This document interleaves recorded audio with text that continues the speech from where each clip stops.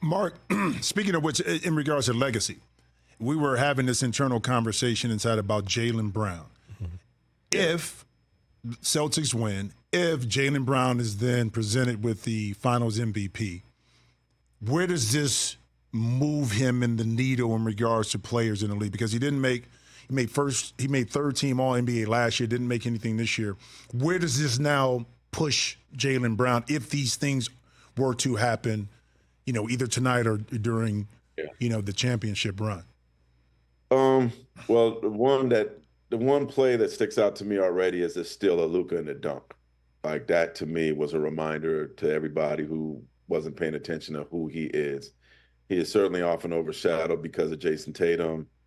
I actually think for both he and Jason and Jaylen, that if they win this, then the world is going to be thinking about them in a different light for the rest of their lives.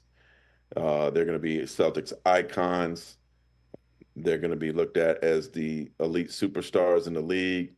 They will get over the hump in terms of respect. You can't talk that they didn't do it. They always, fall shy anymore. They'll have done it. And then the thing is, both of them, Jalen's on the Olympics too, right? Being on the Olympic team will certainly take things to another level. So I'm really excited for Jaylen. I was around him when he was at Cal. He's one of the most unique and smart guys in the league. Jimmy, you'll laugh at this. He invited me to do his interview with him at a Brazilian restaurant in Berkeley while he was wearing a soccer shirt. I think he had a Real Madrid shirt on or something like that. And he was telling me about how he was learning Spanish and how to play the guitar. And so, there right was on a worry cue at this time where they're like, he's too smart for the league. He has too many other interests.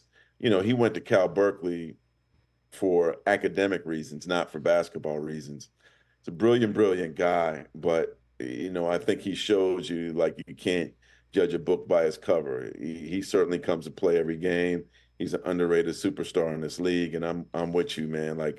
This vaults him to one of the elite players in the league, especially I think if he has a great game tonight, that more than likely he'll end up, if the Celtics win, being MVP of the finals. And, and the last question and maybe thought, we in today's society want everything to happen now. You get the team together, you win the following year.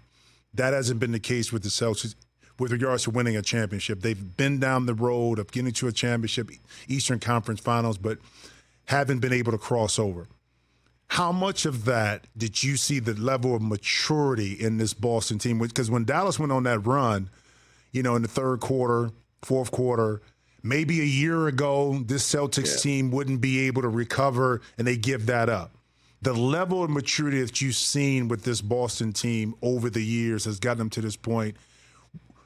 Where do you see this team at right now from that perspective, the growth side of it? Well, I think the first part of the growth came from being in the finals against the Warriors, but losing. I just remember seeing the pain in Jason Tatum's face, talking to family in the hall outside of the locker room after the game. But then the next year to lose to the Miami Heat in the Game 7 was humbling, extremely humbling. And I think it showed them that nothing is guaranteed. It's not a given that you're going to be here every year. It's not a given that you'll be in the finals. And so I do think that that's given them a different perspective, a different sense of urgency. And then now you got a OG and Al Horford who's probably like, guys, this is probably maybe my last chance.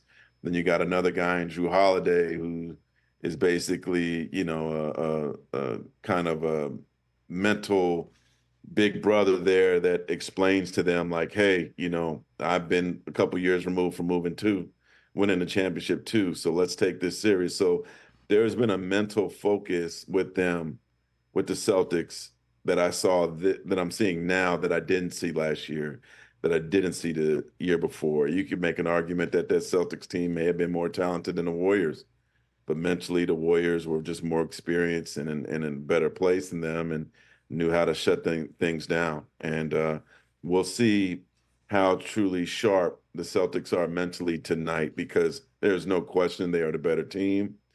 There's no question that the Mavs will likely fight them back, but they should end this tonight, and they should, get off the plane with some red R-back, Jimmy Jackson cigars and a hat, getting ready for their duck boat ride. I mean, they are the better team, and it's time to basically shut us all up about who they are.